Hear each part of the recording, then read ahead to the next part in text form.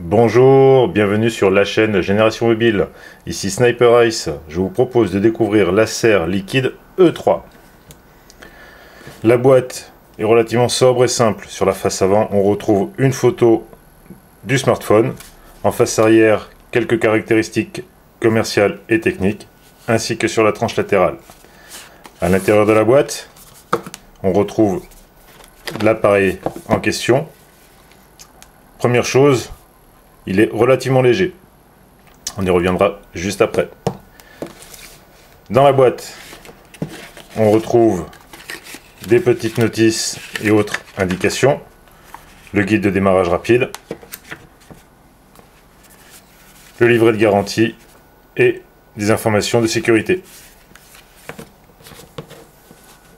Dans la boîte, on retrouve un kit piéton main libre, intra-auriculaire,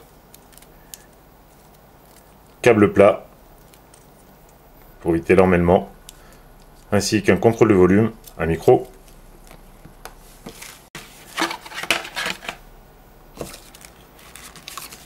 un câble USB, micro USB pour la charge et la synchro,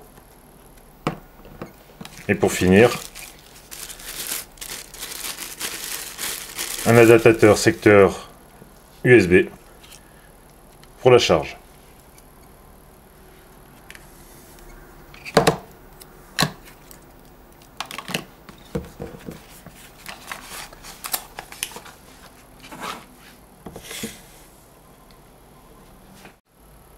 Comme je vous le disais il y a quelques instants, l'appareil est très léger, on l'a bien en main, l'appareil fait 135 grammes.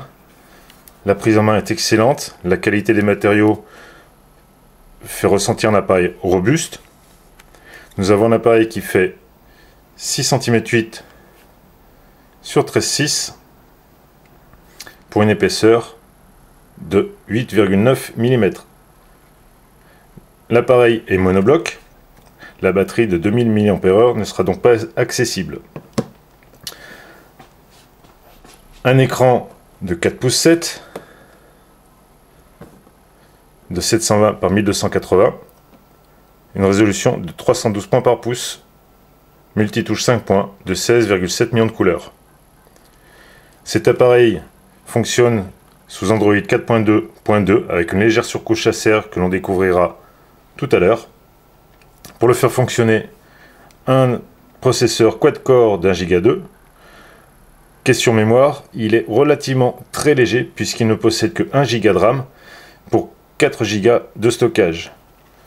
Ce stockage est extensible via un port micro SD dans lequel on pourra mettre une carte micro SD HC allant jusqu'à 32 Go.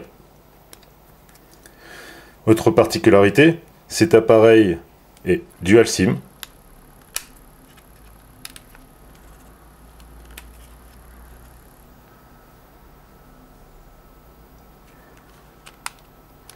Il est compatible Wi-Fi aux normes BGN, Bluetooth 4.2 et 4G.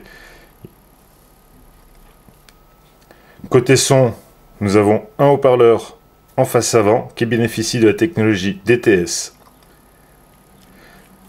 Sur la tranche supérieure, on se retrouve avec une prise jack pour le kit piéton ou un casque, le bouton power. Sur le côté donc, la trappe pour la micro SIM, le bouton volume. Sur la tranche inférieure, la prise micro USB. Et de l'autre côté, sur la dernière tranche, les deux slots pour les deux cartes micro SIM. On remarque sur la face arrière, sous l'appareil photo de 13 mégapixels et de son flash, appareil photo qui, soit dit en passant, peut faire des vidéos de 1920 par 1080, nous retrouvons un petit bouton qui lui va permettre, outre de déclencher l'appareil photo face avant de 2 mégapixels et du flash, d'accéder à quelques fonctions qui sont propres à cet appareil. Cette première présentation étant terminée, je vous propose de venir nous retrouver sur nos réseaux sociaux Facebook, Google+, ainsi que sur le site générationmobile.net et de vous abonner à notre chaîne pour en savoir plus. À bientôt!